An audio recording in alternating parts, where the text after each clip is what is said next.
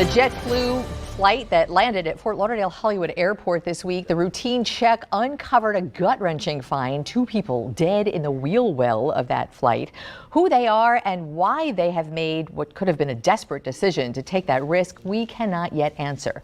But how they got there raises urgent questions about a lapse in security that could have had dire consequences for far more people.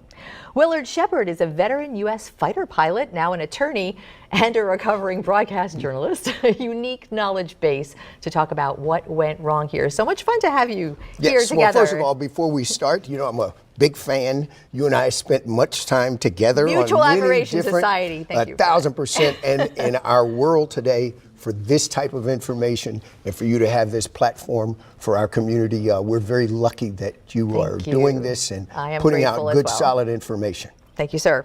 Yes. That said, give us some goods here. What is going on with the investigation? Do you know more than we know right now? Well, first of all, this is a gigantic security breach. Yeah. This should never happen under any circumstances whatsoever at all. When it comes to the fencing and the perimeter that you see. Layers of security. Yes, layers of security. Also, all the cameras that are out to protect our airports, not just here in South Florida, but across the country and beyond. And then also the internal processes of badging, door access, all of these types of things. No one without access should ever get an opportunity to get anywhere near one of these commercial aircraft or any aircraft out on the ramp. So, yes. So what happened? And that's, I don't mean to be glib about it, 100%, but, your hearts go out to these people who are found dead in a wheel well.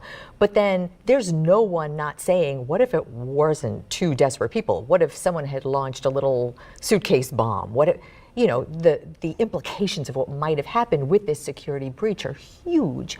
How, you were talking about the type of plane this was. How could they have gone unnoticed? Well, first of all, this flight originated in Jamaica. It went to JFK, the day before, Salt Lake City. Right. Yes, came back to JFK, and then the final leg from here to Fort Lauderdale here. So the number one thing is that you know where the airplane was parked. You know what times it pulled into the gate, left the gate, took off. So those are the things that they're going over right now with all of the video, all of the other information. This particular aircraft, which is an Airbus 320, and I talked to an Airbus 320 captain yesterday, and they showed me the pictures of the landing gear doors, would make it virtually impossible for someone to get up under there without using a tremendous amount of agility to get up under that area, because it's a very contained area. This isn't an airplane that opens the landing gear doors and they stay that way while they're on the ground. Those doors are closed. That's one of the reasons why, when I first heard this, I said, well, wait a second. Why didn't they discover this instantaneously at the next airport? Sure. It's because those doors are closed. So is there access from inside the plane at all? No, not like that. As a matter of fact, if those doors are going to be open, the procedure is they have to go inside the cockpit and actually take care of some proactive steps, because you don't want a maintenance person down there working on it and then someone in the cockpit inadvertently,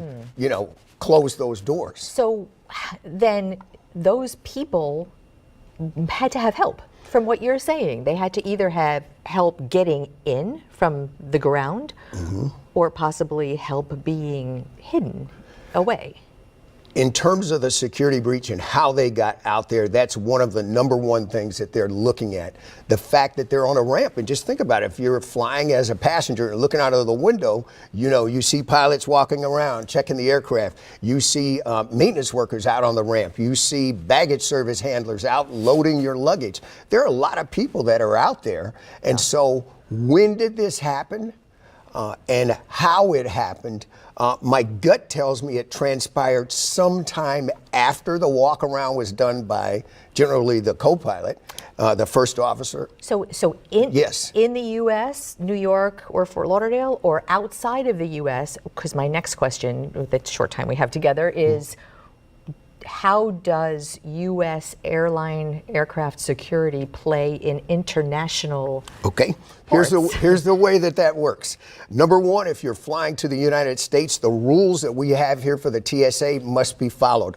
We had an incident not too long ago, a year or so ago, where a person from one of the islands brought an actual armed weapon onto the aircraft. And the TSA went to that island nation, retrained all the people. Those are the types of things that are being done. In terms of Jamaica, if that's where this took place, the TSA will go there, complete investigation, find out, retrain the people.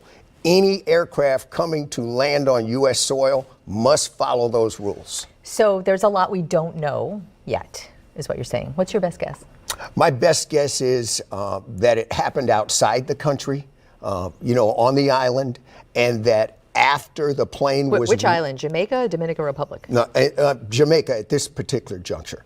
And that they got on the aircraft after the walk around was done, after all the bags were loaded, all of those types of things. We don't have the data yet, and they're going through it to see, did this airplane hold in a line before it took off? So and that's what my gut is about how they got on board. So you're on tape, and we'll check back this week. You check back? And I hope this will be a security intelligence education. Sure, and big last warning, never try this. Only 20% of people that try this that survived. At that altitude, hypoxia, hypothermia. Keep doing a great job. Thank you. Thank you, Willard. All right, we'll be right back. Stay tuned.